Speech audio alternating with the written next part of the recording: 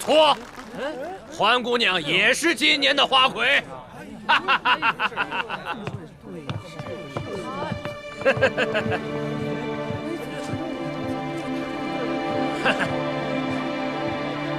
我这儿也有一朵花眉头。他们现在两个人的红花都一样，所以两个人都是今年的花魁。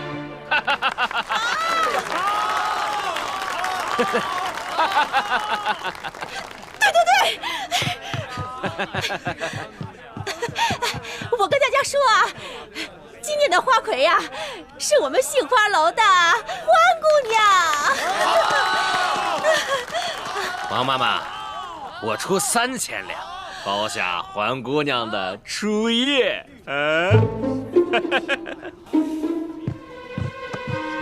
可以啊，贾老板，不过你得先把钱给我。应该的，应该的。贾老板够有钱的嘛？那是自然，我爹是直隶首富。把蓝箱给我放了。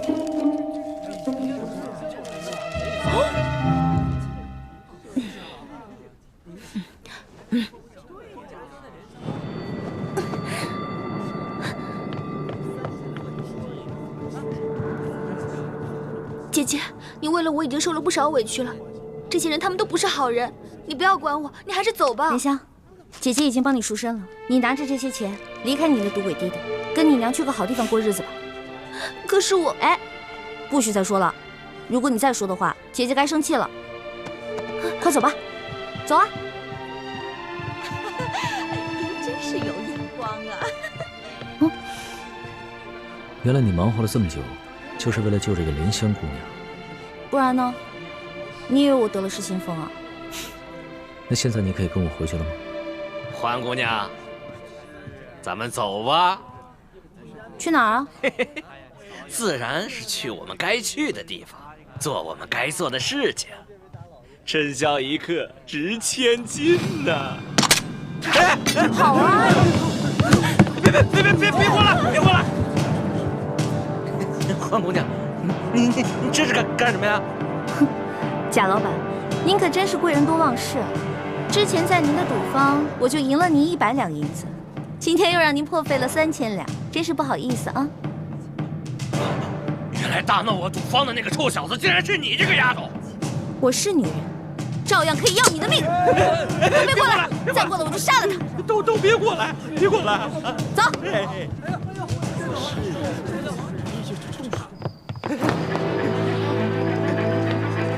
走！有话好好说啊！你们别过来啊！别过来！欢姑娘，你这……走！哎呀！愣着干什么？追呀！追！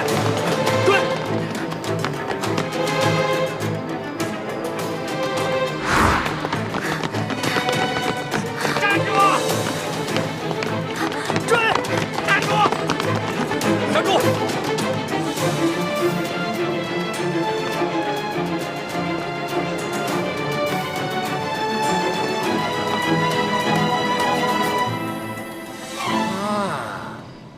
我认出来了，你就是那天和欢姑娘一起大闹我万利赌坊的小子。臭小子，赶紧把欢姑娘给我交出来，否则我要你的命！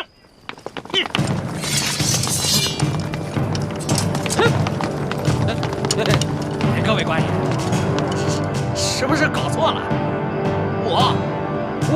我可是直隶首富的儿子，我叔叔是京城的2品大员，该抓的是他们啊！该抓的是他们。直隶首富，2品大员，那算什么？我们家主子可是全国第1首富，这大清朝的第1大官儿。哎呀，大清朝第1大官儿，你以为他是皇帝老子呢？啊！贾老板，很不幸，你猜中了，我们家主子正是当今皇上。跪下！万岁爷饶命！万岁爷饶命啊！万岁爷，小的有眼无珠，你永远不是泰山！你大人大量，放了我吧！左图，在。把这危害一方的恶霸拿下，送到刑部审问，再查一查他的叔叔和爹爹是不是做过什么违法乱纪之事。这，把他那爪子给我剁了！住！哎呀，万岁爷，饶命啊！万岁爷！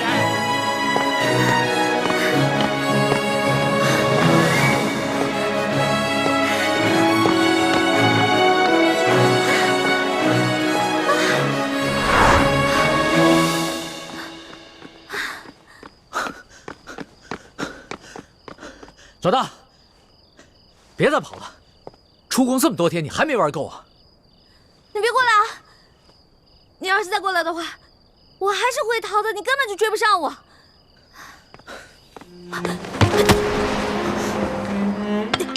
老大，龙小弟，别再跟着我了，赶紧跟索大人回宫吧，外面不比宫里安全。老大，你真的舍得离我而去，从此再也不见我了吗？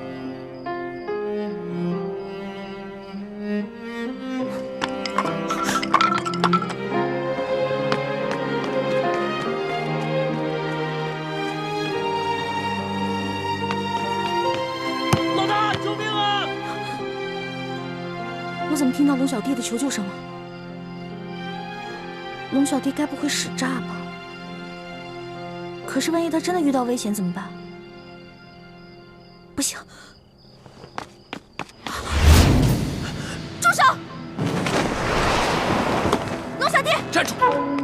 你再过来，我就杀了他！好好好，我不生气，你别动他。这位大哥，你到底是谁啊？你为什么要杀我的龙小弟啊？ 你不用管我是谁。若要让我放了他，就拿你自己的命来换。老大，你快跑吧，别管我，你不是他的对手。闭嘴，别说话。这位大哥，你是哪条道上的呀？不妨说出来听听嘛。你想要多少钱，我都可以给你的。我要的不是钱。现在，你和他只能活一个，你们谁死谁活，你自己选。 老大，你快跑！你跑了我还能有救，要不然……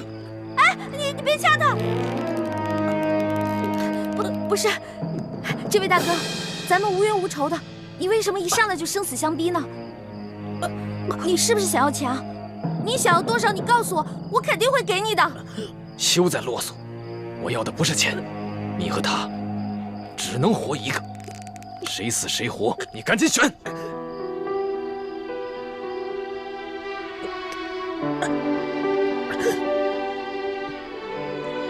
我没办法选，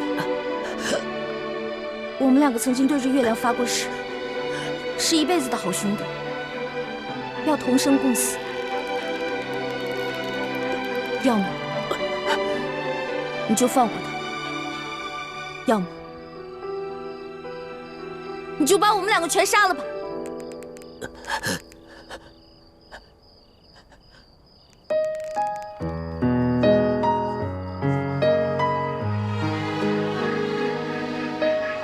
真的愿意和他一起死？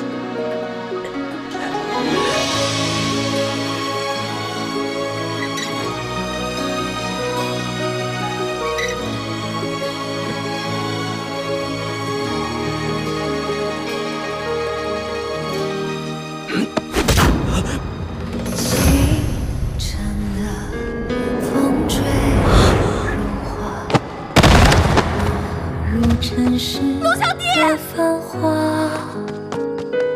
带引来春风沙，恨不过。你还我龙小弟！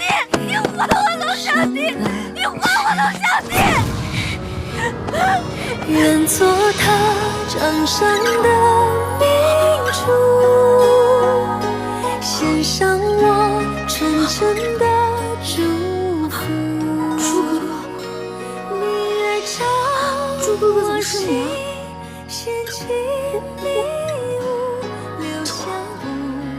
你不打了吧？对不起啊，猪哥哥，我不知道是，对不起，猪哥哥。欢梅，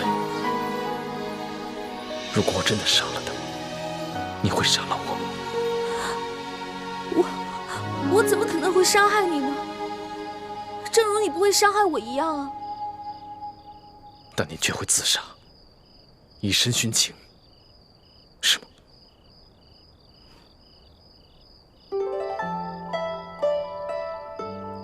你想听我说实话吗？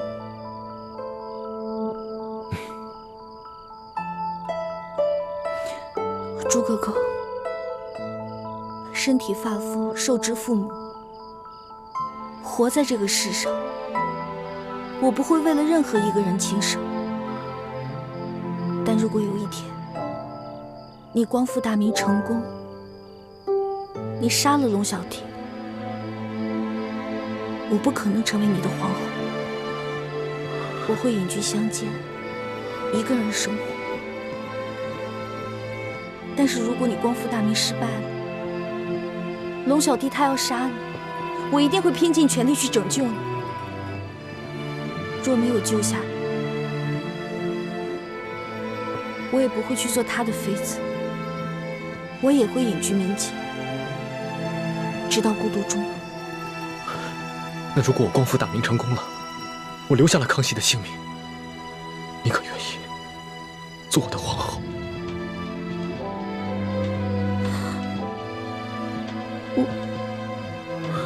算了，我不逼你了，我不想看你为难的样子。如果那个时候光复大明真的成功了，我也听凭你的意愿，绝不勉强。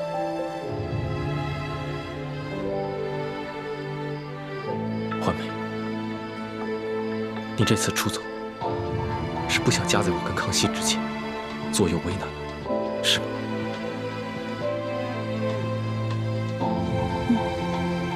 但你还是放不下他，否则，以他那点追踪的本事，他不可能一直跟得上你。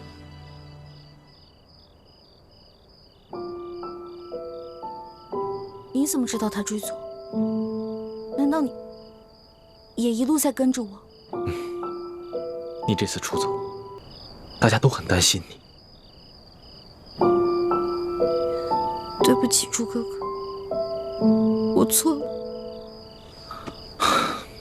别说了，听我的话，赶紧回去吧。我答应你，如果我光复大明成功了，我不杀康熙。至于到那个时候，你还愿不愿意嫁给我，都听凭你的本心，我绝不勉强你。但是，如果我光复大明失败了，我被他杀了，我对你只有一个要求。什么要求？我不想看到你一个人孤独终老。如果那个时候康熙还愿意不计前嫌接受你，你就放下一切过往，从了他。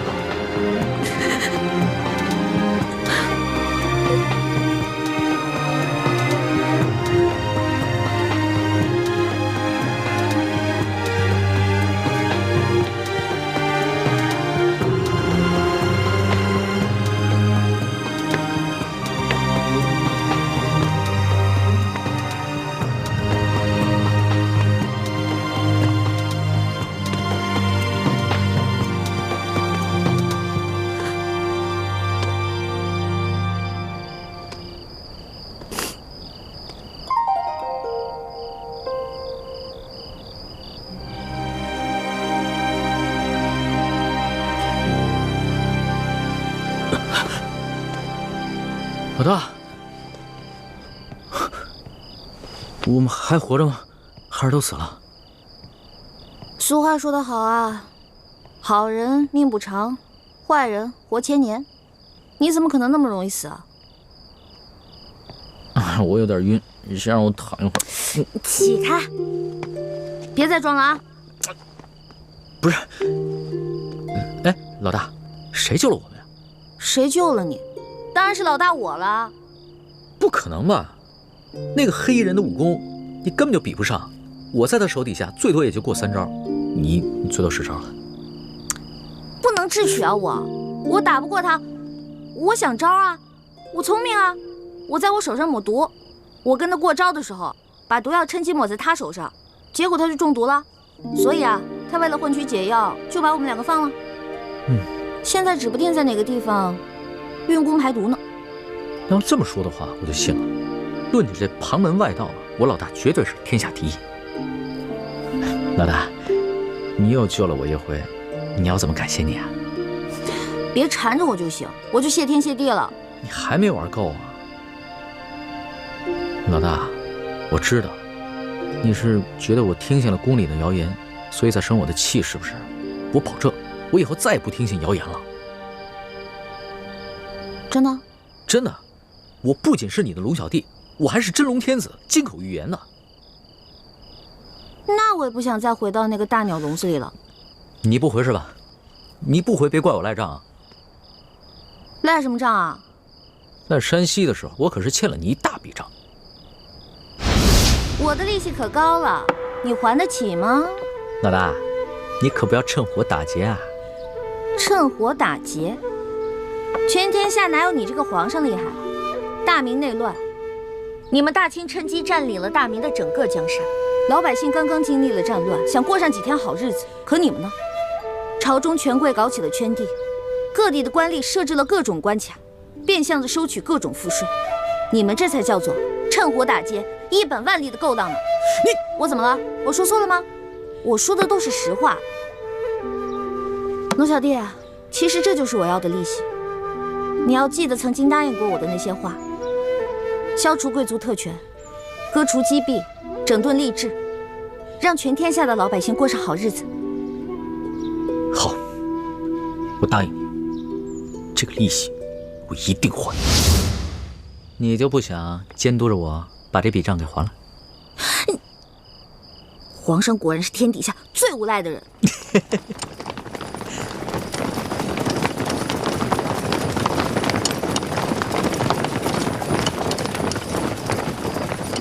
皇上，奴才恭请皇上回宫。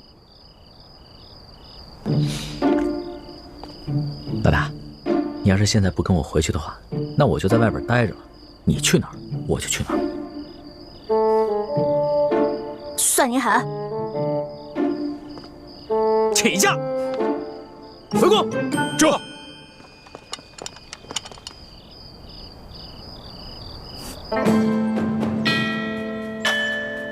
皇上回宫了。回太皇太后，皇上啊是昨儿夜里回来的。哦，你这个李大总管的差事当的是越发的好了。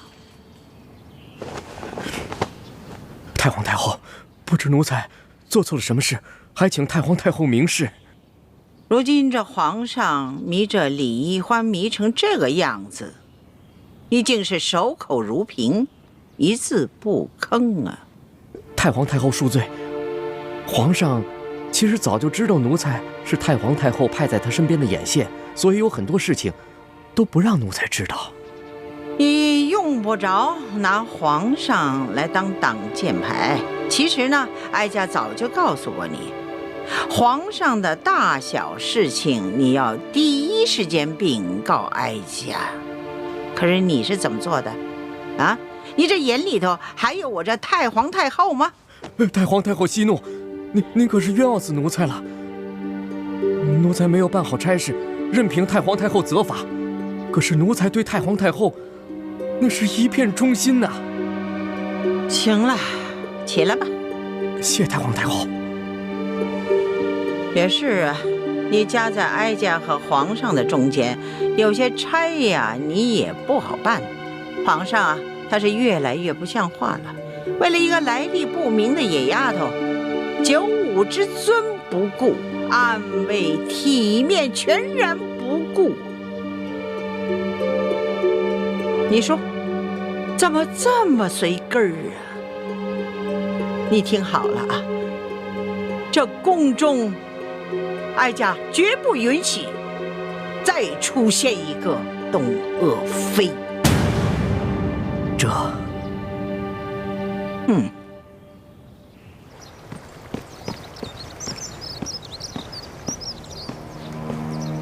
奴才索额图，给皇后请安。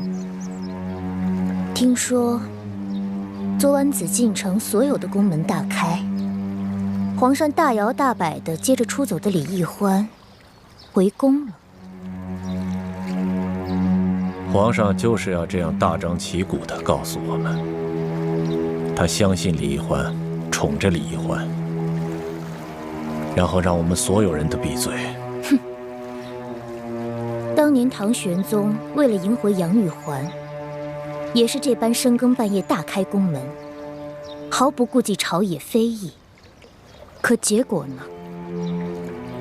难道皇上想学唐玄宗吗？这唐玄宗有安禄山，可咱们如今大清也有吴三桂啊。难道皇上都忘了这些前车之鉴了？皇上本来少年英明，可是竟然被李易欢这个丫头迷得失去了本性。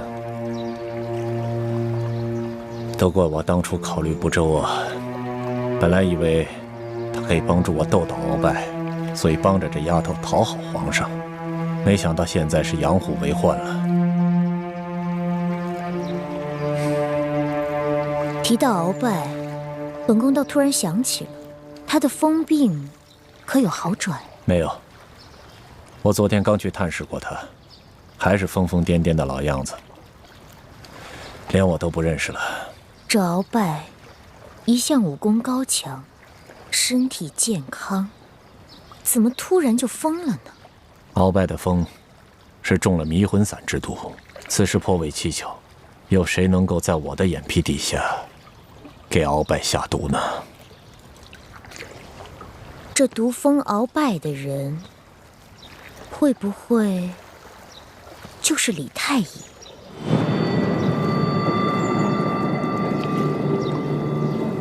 我也一直有此怀疑，只是苦无证据，所以现在也不敢声张。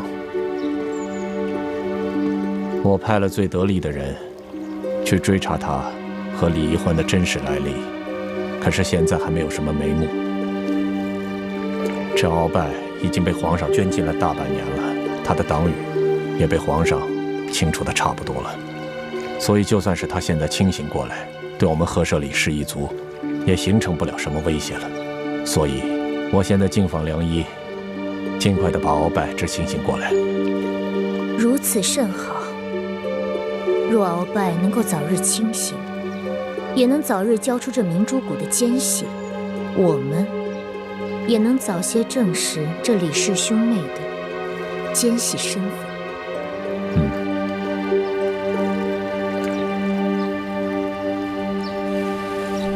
这易欢简直是胡闹，也不跟我们商量一下就擅自撤离，这岂不是叫康熙索额图更加疑心了吗？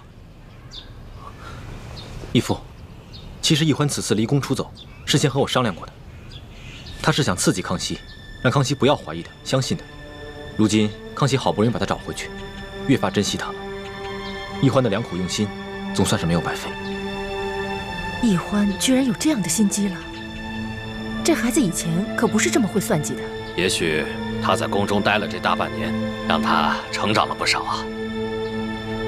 眼下清廷跟吴三桂还没有正式的翻脸，就算他们真的开战了，我们也需要大量的军情。其实一直以来，我们都想要在清廷里安插自己的眼线，可经过这么多年的努力，都未能进入核心。这一次，你跟易欢阴差阳错的就潜伏在康熙的身边，这真是我们的意外之喜啊，也是天不亡我大明的征兆。所以你们必须要排除万难，继续潜伏在紫禁城内。我明白，我定会忍辱负重完成任务，不负各位师长所望。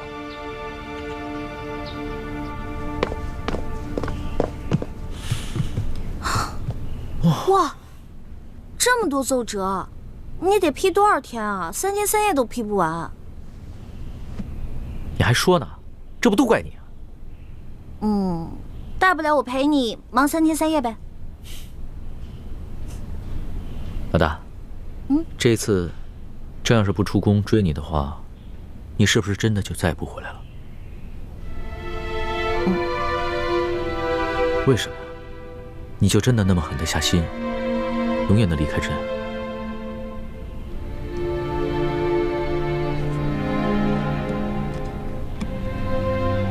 老大，你从前都是古灵精怪、叽叽喳喳的，突然之间变得这么心事重重、沉默寡言，说实话，朕的心里有些不安了。龙小弟啊，我刚开始认识你的时候，我就冒充你的老大，我喜欢保护你，真心想保护你。到后来我知道你是皇帝，知道你居然是全天下最有权势的人，而你呢，也继续任由我当你的老大。现在想一想，还真的有点可笑，不自量力呢。谁说你不自量力了？谁说你可笑了？就是因为别人一直都在想应不应该爱朕，应不应该保护朕，应不应该讨好朕。可是你呢？你从来都没有想过应不应该，你就是本能的对朕好，本能的爱护朕，所以你特别珍贵，你特别值得朕珍惜。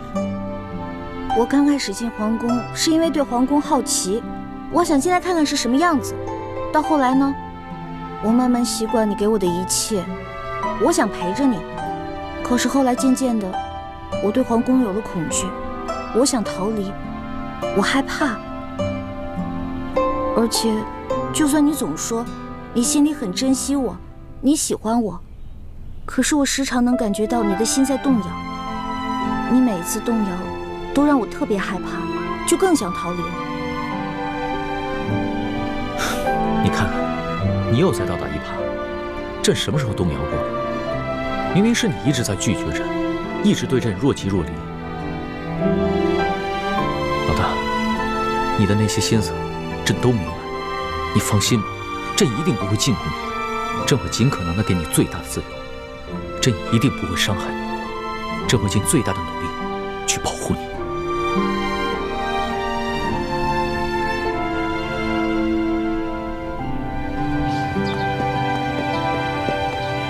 石树姑娘，你不是都已经走了吗？你还回来干什么呀？叔父，对不起啊。我也不知道怎么了。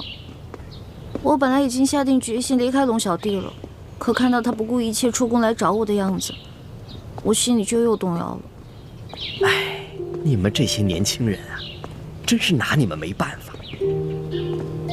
看来我得抓紧时间，找个风水先生，给自己先挑一块好点的墓地，把自己的后事料理好算了。哎，叔父，不过您放心，我跟朱哥哥绝对不会连累您的。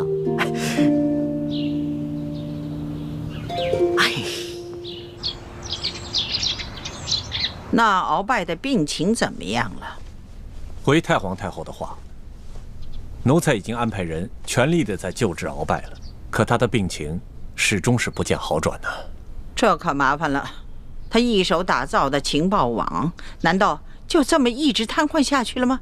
当初可是你负责监管鳌拜的呀，他是在你的眼皮底下被人毒疯的呀，而你又查不出这下毒的人，又迟迟治不好他的病。索陀，在，哀家可知道，鳌拜可是你最痛恨的对手啊，你可不能因私害公啊！